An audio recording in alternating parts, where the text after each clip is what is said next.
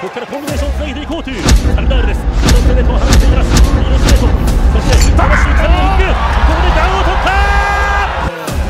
伸びだー、消えている。迫ってくる右フック、思い切りいっていったチャンピオンアルス。さあ栗原ポジションまとめていった、まとめていったー。止めました、フローイランカルダール。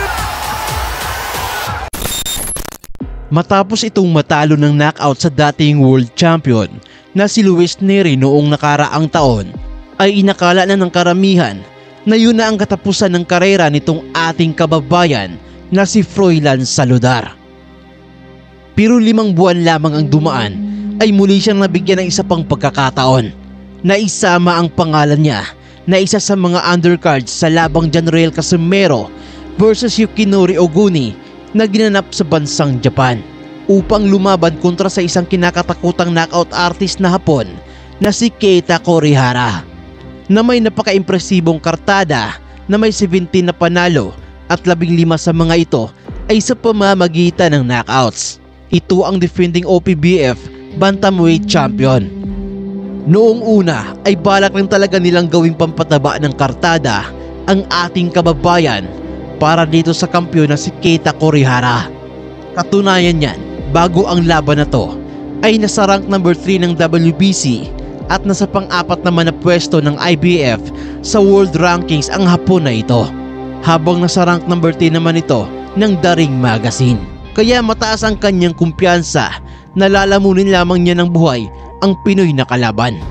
Kaya naman bago pa magsimula ang kanilang bakbakan ay pinaghahandaan na ng kanyang kampo ang susunod na laban niya para umano sa pandaigdigang kampyonato sa susunod na taon, na para bang sinasabi ng mga ito na sisiw lamang at pampalipas lamang ng oras ang ating kababayan. Nakarating ang balitang ito sa kampo ng ating pambato, pero imbis na panghinaan siya ng loob ay lalo itong nagbigay sa kanya ng matinding motibasyon upang talunin ang defending champion. Kaya naman sa gabi ng laban at sa pagtunog pa lamang ng kampana ay agad na sumugod ang ating kababayan.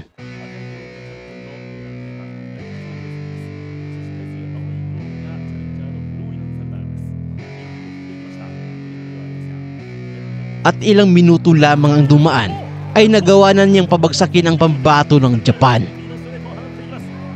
Yeah, it's our time to shine. Show us the kind of state of mind you gotta combine with hard work and time. You gotta climb to the top. Don't let yourself drop till your heart stops. Let this beat rock. Got a new clock and a new stock for this new rock.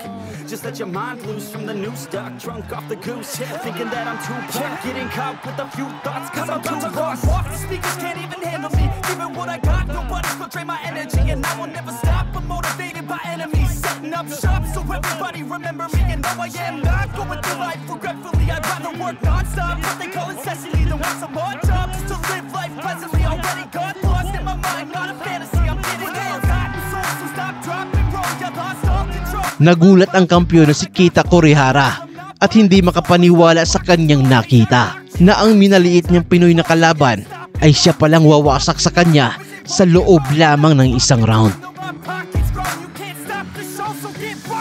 So let me break it all down for you. I ain't never giving up, I ain't never giving up. Taking that crown from you. I ain't worried about you, I ain't never. So let me break it all down for you. I ain't never giving up, I ain't never giving up. Taking that crown from you. I ain't worried about you, I ain't here to make friends. Yeah. I ain't never slowing down, keep on going till I'm found. No, I'm never slowing down cause we're blowing up now. I ain't never slowing down, keep on going till I'm down. No, I'm never slowing down cause we're blowing up. Hard words like a weapon, attack with no questions. In my own section and they still disconnected cause they're mine. Matapos ang hindi inaasahang kabiguan sa Pinoy niyang kalaban, ay agad namang humingi ng isang rematch ang Hapon na si Keita Kurihara. At ngayong araw na ito, January 26, ay nakatakda na ang pangalawa nilang digmaan sa ibabaw ng lona.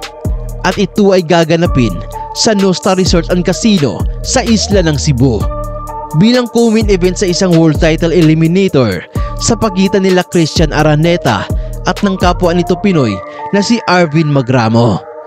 Kasama ang ilan pang mga bigating laban ng mga Pilipinong boksingero sa undercards ng event na ito.